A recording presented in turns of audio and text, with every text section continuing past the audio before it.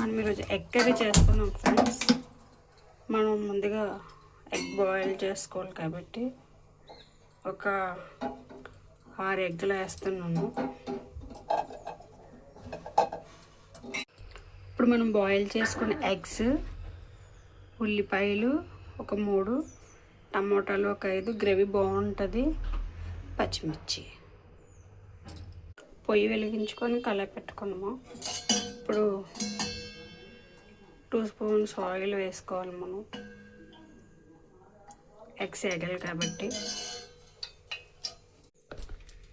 నూనె వేడెక్కగా కొంచెం కారం వేసుకుంటే ఎగ్స్ బాగా వేగితే బాగుంటాయి. పసుపు,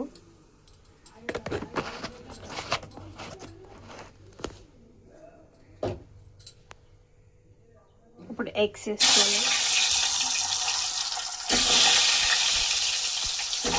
ఫ్రెండ్స్ ఎగ్స్ ఇలా ఉప్పు, కారము చూడండి ఫ్రెండ్స్, కారము పసుపు వేసుకుంటే ఇలా వస్తాయి. ఎగ్స్ చాలా బాగా వచ్చాయి.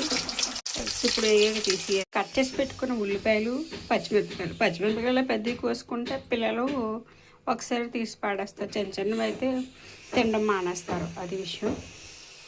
టమాటాలు, మరిగిన నూనె. ఇప్పుడు గుడ్లు తీసి ఉల్లిపాయలు కొంచెం ఎర్రగా వేసి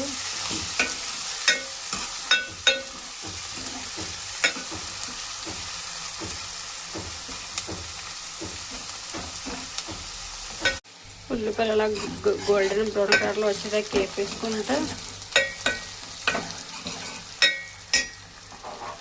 వేగినట్లు కట్ చేసిన టమాటోస్ వేసుకుంటే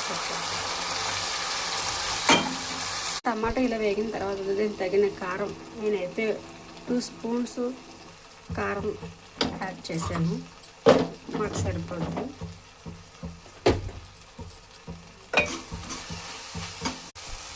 ఇలాగా మగ్గిన తర్వాత టమాటీ కారం వేసిన తర్వాత మనం వేగించిన ఎగ్స్ వేసేసుకుంటాము.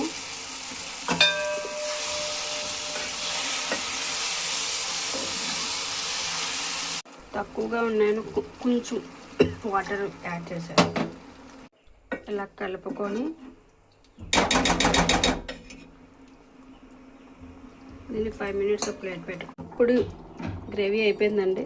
కొత్తిమీర వేసుకొని లైట్గా గార్నిష్ చేసుకుంటే సూపర్ ఉంటుంది.